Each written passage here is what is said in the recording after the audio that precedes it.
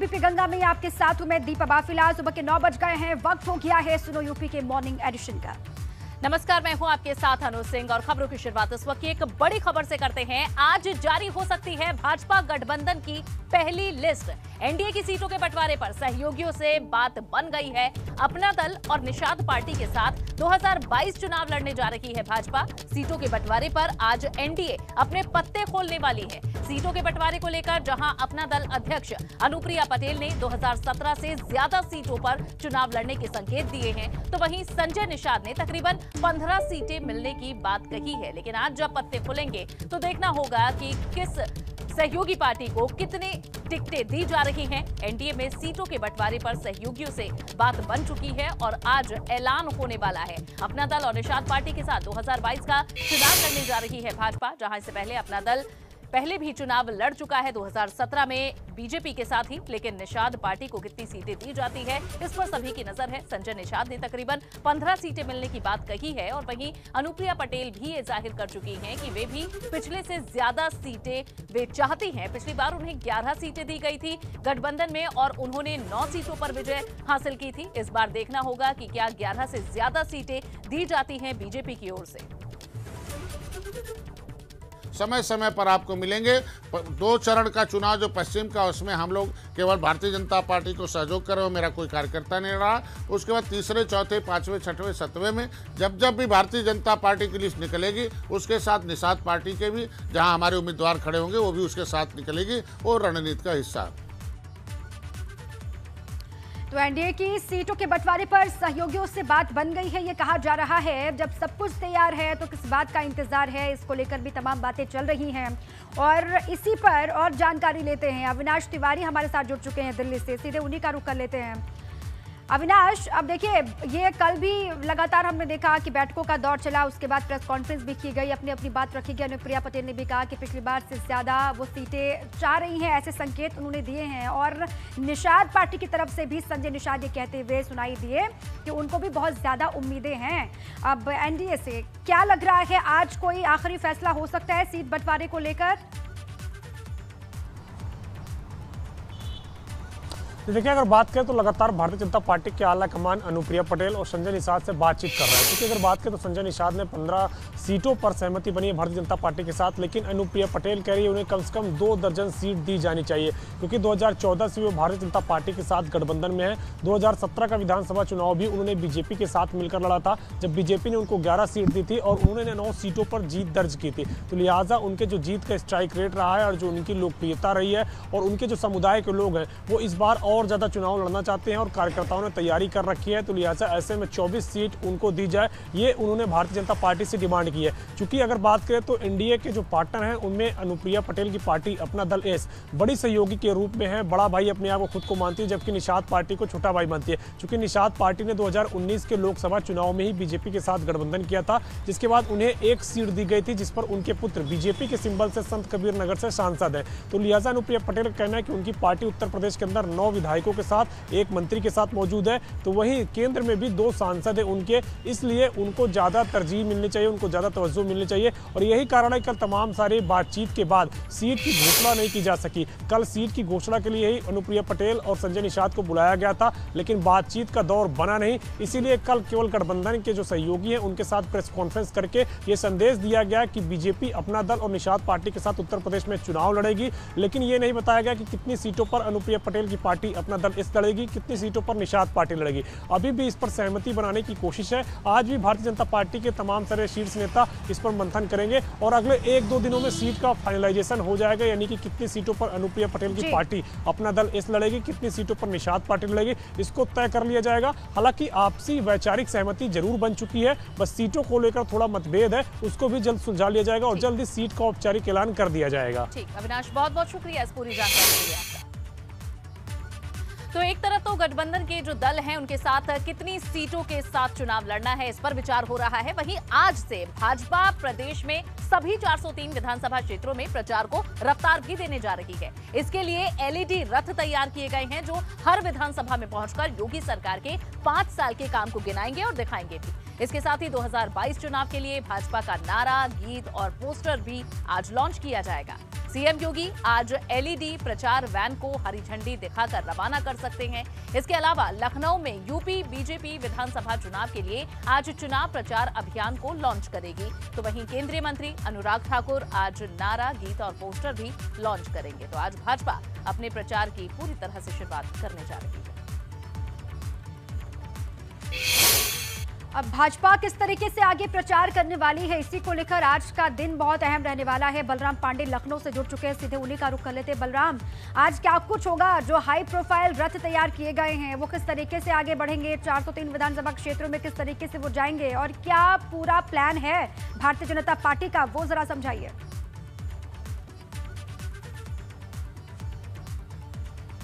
देखिए, भारतीय जनता पार्टी आज से 2022 के विधानसभा चुनाव को लेकर के प्रचार की शुरुआत कर रही है और इसी कड़ी में आज 403 विधानसभाओं में प्रचार एलईडी वैन रवाना की जाएगी लखनऊ से और इस प्रचार एलईडी वैन को मुख्यमंत्री योगी आदित्यनाथ हरी झंडी दिखाकर रवाना करेंगे। और माना जा रहा है कि इस एलईडी वैन के जरिए प्रदेश की जनता को ये बताने की कोशिश की जाएगी कि आखिरकार उत्तर प्रदेश सरकार ने पिछले 5 सालों में क्या कुछ विकास के कार्य किए हैं, क्या प्रदेश में सरकार की नीतियां रही हैं और साथ ही केंद्र सरकार की उपलब्धियों को भी इस एलईडी वैन के जरिए जनता को बताया और दिखाया जाएगा। यानी कुल मिला के ये कह सकते हैं कि मोदी और योगी सरकार ने उत्तर प्रदेश में जो भी विकास कार्य किए हैं उसे इस एलईडी वैन के जरिए उत्तर प्रदेश की जनता को दिखाया जाएगा और बताया जाएगा।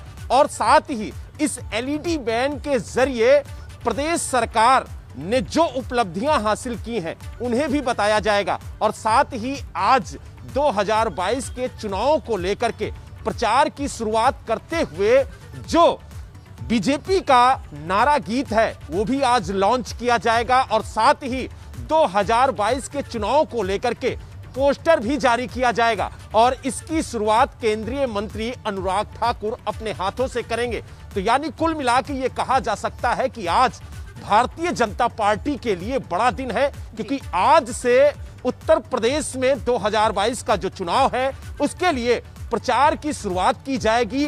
क्योंकि भारतीय जनता पार्टी ये अच्छी तरीके से जानती है कि कोरोना काल चल रहा है, ऐसे में जनसभाएं, रैली और रोड शो पर प्रतिबंध है। इसलिए जो उनकी प्रचार एलईडी वैन है उसको किस तरीके से जिलों में भेजा जाए, 403 विधानसभाओं में किस तरह से सरकार की उपलब्धियों को बताया जाए, उसके लिए बाकायदा दिल्ली में और लखनऊ में मंथन हुआ है और रणनीति तय हुई है। और साथ ही आप जान सकते हैं कि भारतीय जनता पार्टी कोई भी चुनाव हो उसको पूरे दमखम से लड़ती है, यानी पूरी ताकत से लड़ती है और उसके कार्यकर्ता जमीन में जाकर के जमीनी तौर से भारतीय जनता पार्टी को मजबूत करने का काम करते हैं। तो इसलिए जो प्रचार और नेटवर्क की जिससे वो प्रचार प्रसार बहुत अच्छे तरीके से करते हैं और ये कितना काम आएगा ये भी देखना होगा इन चुनावों में। बहुत बहुत शुक्रिया फिलहाल इस जानकारी के लिए।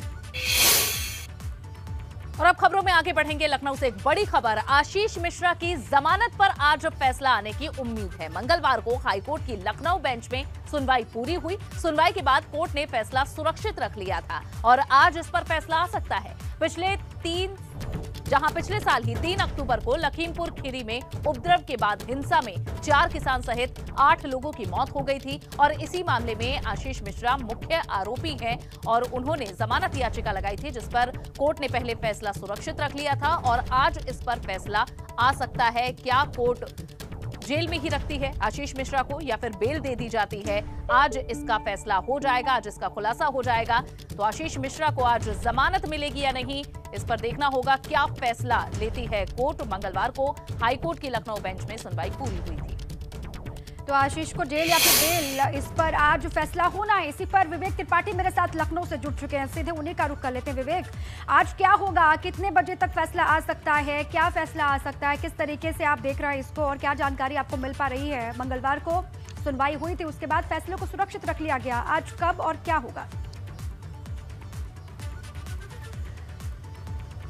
देखिए दीपा, फैसला तो आ चुका है और जज के पास सुरक्षित है, मंगलवार को जब ये सुनवाई हुई थी तो गोपाल चतुर्वेदी जो सीनियर एडवोकेट हैं उन्होंने आशीष मिश्रा की तरफ से अपना पक्ष रखा था और दूसरी तरफ से जो अपर महाधिवक्ता हैं विनोद कुमार शाही वो इस बहस में शामिल थे। बहस हुई और गोपाल चतुर्वेदी ने अपना पक्ष रखा कि सबसे बड़ी जो चिंता की बात ये होती है कि अगर कोई आरोपी किसी भी मामले में, जो गंभीर मामले होते हैं उसमें अगर जमानत पे बाहर आ जाता है तो एक फिक्र ये होती है कि वो गवाहों को धमका सकता है, जो पुलिस की जांच है, विवेचना है, उसको प्रभावित कर सकता है और विवेचना की दिशा मोड़ सकता है, गलत दिशा में ले जा सकता है। ये एक आशंका होती है, एक फिक्र होती है पुलिस की भी और जांच एजेंसियों की भी और अदालत की भी। आशीष मिश्रा चूंकि केंद्रीय गृह राज्य मंत्री के बेटे हैं, जो बहुत बड़ी पोस्ट पर है, बहुत बड़े नेता हैं, देश के बड़े नेता हैं और पुलिस यानी जो गृह विभाग है वो उनके अंडर में है, पुलिस उनके अंडर में है, तो ये माना जा रहा है कि उनके बेटे अगर जमानत पर बाहर आएंगे तो निश्चित तौर पे कुछ ना कुछ इस पूरे मामले में असर पड़ेगा। हालांकि सुप्रीम कोर्ट इस मामले की निगरानी कर रहा है और सुनवाई भी वहीं हो रही है, एक याचिका भी दायर की गई है, एक रिटायर्ड जज की कमेटी इसकी जांच भी कर रही है, पूरा मामला बहुत बड़े लेवल पे उसकी मॉनिटरिंग हो रही है। तो कोर्ट में उन्होंने जब गोपाल चतुर्वेदी ने अपना पक्ष रखा और कहा कि बाहर आके वो किसी भी तरह का कोई भी दबाव किसी पर नहीं डालेंगे, जो गवाह हैं उनकी सुरक्षा सुनिश्चित की जाएगी, इसके अलावा विवेचना से संबंधित कोई भी प्रभाव नहीं पड़ेगा। इतने बड़े आदमी का बेटा होना और एक जो कि वो विधायक पद के दावेदार भी थे, अब की बार इसी विधानसभा चुनाव में उन्होंने तैयारी कर ली थी चुनाव लड़ने की, क्षेत्र में उनका अच्छा खासा ठीक ठाक प्रभाव है, तो ये तर्क रखा गया गोपाल चतुर्वेदी की तरफ से कि विवेचना किसी भी तरह से प्रभावित नहीं होगी। जब अदालत ये मुतमईन हो गई कि कहीं कोई असर नहीं पड़ेगा, उसके बाद ये फैसला सुरक्षित रख लिया गया। हालांकि मेरा अनुभव ये कह रहा था कि शायद जमानत ना मिले, 3 महीने से वो जेल में है और ऐसे मामलों में जमानत इतनी आसानी से नहीं मिल सकती। सेशन कोर्ट से उनकी जमानत खारिज हो चुकी है, अब हाई कोर्ट की लखनऊ बेंच में सुनवाई हो रही है, 2 सुनवाई हो चुकी हैं। आज ये हो सकता है आज या कल कि जज अपना फैसला सुना दे कि आशीष को बेल मिलेगी या फिर वो अभी जेल में ही रहेंगे, क्योंकि चुनाव का माहौल है, उनके बाहर आने से बहुत सारे समीकरण गड़बड़ा सकते हैं, बहुत सारी चीजें चुनाव को लेकर गड़बड़ा सकती हैं, तो ये भी एक आशंका है कि अपराध की बात कोर्ट क्या फैसला इस पर ले चुकी है और कब तक इसका ऐलान भी कर दिया जाता है। बहुत बहुत शुक्रिया इस पूरी जानकारी के लिए। बढ़ते हैं आगे। कानपुर में अराजकता और अशांति फैलाने के उद्देश्य से तैयार हो रहे अवैध असलों की बड़ी खेप पुलिस ने बरामद कर ली है। पुलिस टीमों ने इन अवैध हथियारों के बनाने वाली असला फैक्ट्री का भी भंडाफोड़ किया है। पुलिस को बड़ी मात्रा में तैयार और अधबने असले मिले हैं। इस मामले में पुलिस ने 3 अभियुक्तों को गिरफ्तार भी किया है। अभियुक्तों ने बताया है कि इन असलों की सप्लाई प्रदेश के अलग अलग जनपदों में होनी थी, जहां चुनाव सिर पर है और ऐसे में ये बड़ी खेप पकड़ी गई है। पुलिस की सतर्कता से ये मुमकिन हो पाया है। एक असला फैक्ट्री बरामद हुई है, जिसके तहत 3 अभियुक्तों की गिरफ्तारी की गई है। एक जगजीवन काशी, शिवरन और पंकज यादव, ये तीनों घाटमपुर के निवासी हैं और इनके कब्जे से 20 अदद तमंचा 315 बोर, 1 अदद अद्धी और 2 अदद अद्धी 315 बोर, कुल मिला के 23 और 3 अर्धनिर्मित तमंचे बरामद हुए हैं। चलिए, इसी बीच एक बड़ी खबर मिल रही है। भाजपा ने अपर्णा यादव और संघमित्रा को बनाया पोस्टर गर्ल। जी हां, महिलाओं की सुरक्षा से जोड़कर चुनाव प्रचार की तैयारी और पोस्टर में लिखा है सुरक्षा चक्र, सुरक्षा जहां बेटियां वहां। पोस्टर में अपर्णा यादव और संघमित्रा मौर्य की तस्वीर है। ये बताने की कोशिश की गई है कि महिला सुरक्षा जहां है, महिलाएं वहां का रुख कर रही हैं। कल ही अपर्णा यादव ने भाजपा का दामन थामा है और उसके बाद से लगातार बीजेपी के तमाम बड़े दिग्गज कह रहे हैं कि महिलाओं की सुरक्षा सिर्फ और सिर्फ भारतीय जनता पार्टी में है और पोस्टर गर्ल संघमित्रा को, अपर्णा यादव को भी इसी लिहाज से बनाया गया है। भाजपा की तरफ से बड़ी खबर है, महिलाओं की सुरक्षा को जोड़ करके ये देखा जा रहा है और साथ ही साथ भाजपा ने अपर्णा और संघमित्रा को पोस्टर गर्ल बना। देखिए, पोस्टर भी आपको दिखा रहे हैं। महिलाओं की सुरक्षा कितना बड़ा मसला उत्तर प्रदेश में, आप सभी जानते हैं और इसीलिए पोस्टर में लिखा है कि सुरक्षा चक्र, सुरक्षा जहां है बेटियां वहां है। संघमित्रा मौर्य भी इसमें नजर आ रही हैं और साथ ही अपर्णा यादव भी इसमें दिखाई दे रही हैं। मुलायम सिंह यादव की छोटी बहू जिन्होंने कल ही बीजेपी का दामन थामा। ये झटका समाजवादी पार्टी के लिए चुनाव से पहले। और ये पोस्टर देखिए भारतीय जनता पार्टी का, जिसमें दोनों की तस्वीर दिखाई गई है। महिला सुरक्षा को लेकर पिछली अखिलेश की सरकार को लगातार घेरती रहती है योगी सरकार। आपने देखा तमाम मंत्री, तमाम विधायक, तमाम नेता महिला सुरक्षा को लेकर अखिलेश यादव की पिछली सरकार पर हमलावर रहते हैं और रह रहे हैं चुनाव के इस पूरे दौर में। और इसी बीच ये पोस्टर भारतीय जनता पार्टी का कई संदेशों के साथ में, सुरक्षा जहां बेटियां वहां। और विवेक त्रिपाठी हमारे संवाददाता और ज्यादा जानकारी इस पर देंगे। विवेक, जहां महिलाओं की सुरक्षा का मुद्दा कांग्रेस भी उठाती रही है, प्रियंका गांधी भी लगातार इस पर जोर डालती रही हैं, और अब बीजेपी की तरफ से क्या ये उसका जवाब है? जो नई महिलाएं अब शामिल हुई हैं पार्टी में, अपर्णा यादव और इसके अलावा संघमित्रा मौर्य भी हैं, तो क्या ये जवाब है इस कैंपेन का? देखिए, बिल्कुल अनु, आप सही कह रही हैं, जवाब भी है और साथ ही अपने जो इन्होंने अभियान चलाया है पूरे 5 साल तक, जो महिलाओं की सुरक्षा को लेकर दावे किए हैं, उसका भी जवाब है। और ये हमला भी है, ये हमला है समाजवादी पार्टी पर, उनके परिवारवाद पर, कि उनके परिवार से टूटकर लोग आए और यहाँ पर उनकी बेटियों को सुरक्षा दी जा रही है। स्वामी प्रसाद मौर्य भले ही भारतीय जनता पार्टी के मंत्री पद से इस्तीफा देकर उन्होंने पार्टी छोड़ दी है और अलग गठबंधन में शामिल हो गए हैं, लेकिन उनकी बेटी संघमित्रा मौर्य अभी भी भाजपा में है। तो ये एक तरह से उन पर भी हमला है कि देखिए, महिलाओं और बेटियों की सुरक्षा सिर्फ भारतीय जनता पार्टी में है। इसीलिए उन्होंने नारा दिया है, सुरक्षा चक्र, सुरक्षा जहां बेटियां वहां। और इस पोस्टर के जरिए भारतीय जनता पार्टी अपने जो प्रचार प्रसार है, महिलाओं की सुरक्षा के दावे कर रही है, स्वावलंबन के उनके दावे कर रही है, उनको सम्मानित करने के दावे कर रही है, उनके स्वाभिमान करने के दावे कर रही है, उनके स्वाभिमान की बात कर रही है। तो ये पोस्टर तीनों तरफ से प्रभावी रहेगा, चाहे वो विरोधी पार्टियों पर हमला करने की बात हो, चाहे भारतीय जनता पार्टी के अपने प्रचार प्रसार की बात हो, चाहे महिलाओं के जो दावे हैं उसकी बात हो।